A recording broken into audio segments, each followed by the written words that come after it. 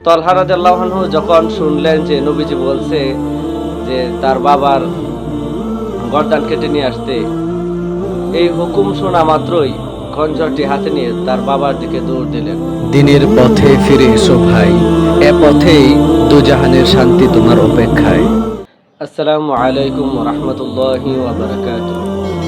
সবাই কেমন আছেন? আশা করি ভালো আছেন। আলহামদুলিল্লাহ, আমিও আল্লাহ তাআলার অশেষ মেহেরবানিতে ভালো আছি। আজকে কথা বলবো তলহা ইবনে বারা রাদিয়াল্লাহু আনহুর নবী প্রেম বা নবীর প্রতি ভালোবাসার সম্পর্কে। ইনশাআল্লাহ সবাই সাথেই থাকুন, ইনশাআল্লাহ ভালো লাগবে। তলহা রাদিয়াল্লাহু আনহু হচ্ছেন বারা রাদিয়াল্লাহু আনহুর ছেলে। বারা রাদিয়াল্লাহু আনহু যখন ওই নবীজির মজলিসে যাইতেন, নবীজির দরবারে যাইতেন, তখন ওই স্বীয় ছেলে তলহা রাদিয়াল্লাহু আনহুকে সাথে করে নিয়ে যেতেন। নিজেও নবীজির বয়ান শুনতেন, ছেলেকেও নবীজির বয়ান শোনাতেন। ছেলেকে শেখাতেন নবীজি যা বলেন তা মানতে হয়, নবীর আদেশ মানতে হয়, নবী যা নিষেধ করেন তা বর্জন করতে হয়। ছোট্ট বাচ্চা অবস্থায় এই বিষয়গুলা খুব ভালোভাবে তিনি শিখিয়ে দিয়েছেন।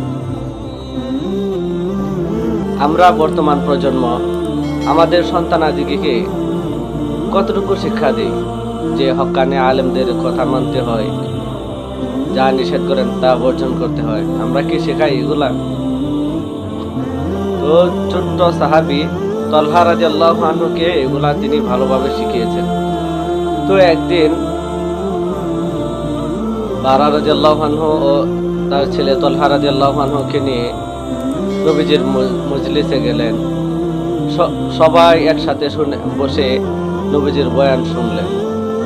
মজলিস শেষে সবাই যার যার মতো উঠে গেলেন, কিন্তু তলহা রাদিয়াল্লাহু আনহু ছোট্ট বাচ্চা সাহাবী, তিনি উঠলেন না, তিনি বসেই রইলেন।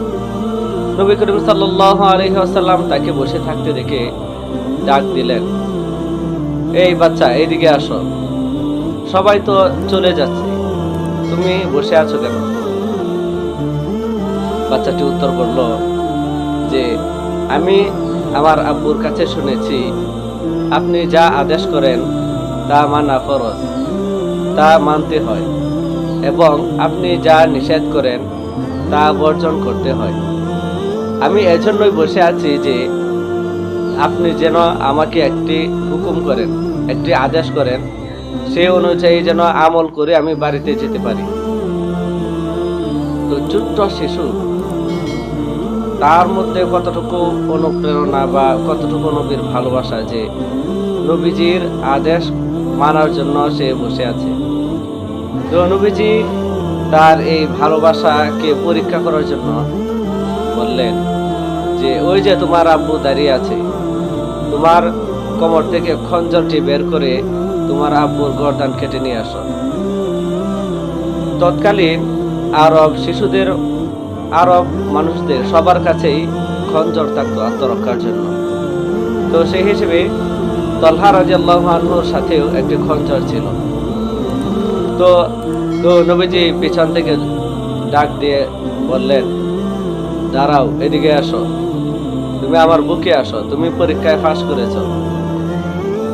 পিতা পুত্র থেকে বিচ্ছেদ ঘটানোর জন্য আমার আগমন ঘটেনি, বরং বিচ্ছেদ পিতা পুত্রকে মিলানোর জন্যই আমার আগমন ঘটেছে।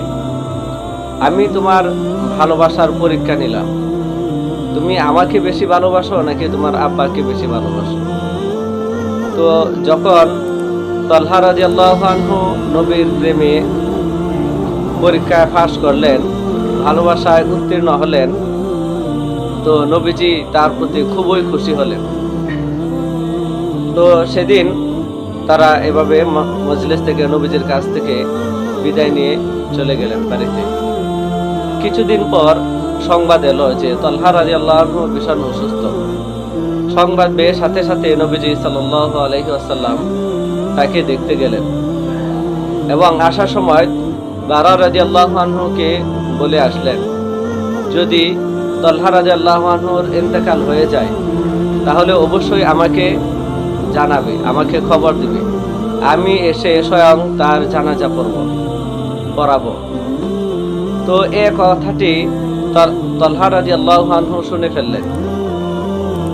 তো নবী করিম সাল্লাল্লাহু আলাইহি ওয়াসাল্লাম চলে যাওয়ার পর তলহা রাদিয়াল্লাহু আনহু তার আব্বা বারা রাদিয়াল্লাহু আনহুকে বললেন, যদি আমার মৃত্যু দিনের বেলায় হয় তাহলে নবী করিম সাল্লাল্লাহু আলাইহি ওয়াসাল্লামকে সংবাদ দিবেন, আর যদি আমার মৃত্যু কোনো কারণে রাতের বেলা হয় তাহলে নবী সাল্লাল্লাহু আলাইহি ওয়াসাল্লামকে খবর দিবেন না।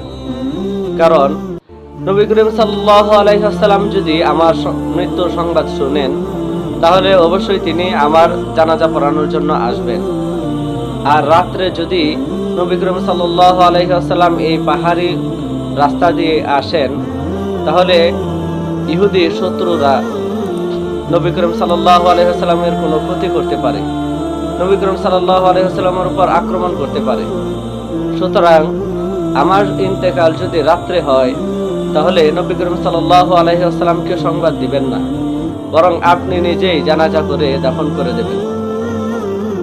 ঘটনাটি তাই ঘটেছে যে তলহা রাদিয়াল্লাহু আনহুর মৃত্যু রাতের বেলায় হয়েছে, ফলে বারা রাদিয়াল্লাহু আনহু নিজেই জানাজা করে দাফন করে দিলেন রাতের বেলায়। সকালে যখন নবী করিম সাল্লাল্লাহু আলাইহি ওয়াসাল্লামের কাছে এই সংবাদ পৌঁছলো তখন তিনি এসে কবর জিয়ারত করলেন এবং বারা রাদিয়াল্লাহু আনহুকে ধমকাতে লাগলেন যে আমি তোমাকে বলেছিলাম যদি তলহার কোনো কিছু হয়ে যায়, মৃত্যু হয়ে যায়, আমাকে সংবাদ দেবে, তুমি আমাকে সংবাদ দাওনি কেন? তখন বারা রাদিয়াল্লাহু আনহু বললেন, আপনারা আশেক তলহাই আমাকে বলেছে যে আমার মৃত্যু যদি রাত্রে হয় তাহলে নবীকে সংবাদ দিবেন না, কারণ ইহুদি শত্রুরা নবীর কোনো ক্ষতি করতে পারে। তো কতটুকু ভালোবাসা বা কতটুকু জ্ঞান থাকলে যে নবীর প্রতি কতটুকু আসক্ত থাকলে এ ধরনের কথা বলতে পারে। তো পিতা মাতাকেও সন্তানের প্রতি সেরকম আগ্রহী থাকতে হবে, সন্তানকে সেরকম ভাবে গড়ে তুলতে হবে। ছোট্টবেলা থেকেই সন্তানকে সেই শিক্ষাটুকু দিতে হবে যে হক্কানি আলেমদের আদেশ মানতে হয়, নিষেধ বর্জন করতে হয়, বড়দেরকে মানতে হয়। এই ধরনের মানা যে একটা যোগ্যতা সেগুলা ছোটবেলা থেকেই শিক্ষা দিতে হয়। আল্লাহ তাআলা আমাদেরকে বিষয়টি বুঝার এবং আমল করার তৌফিক দান করুন।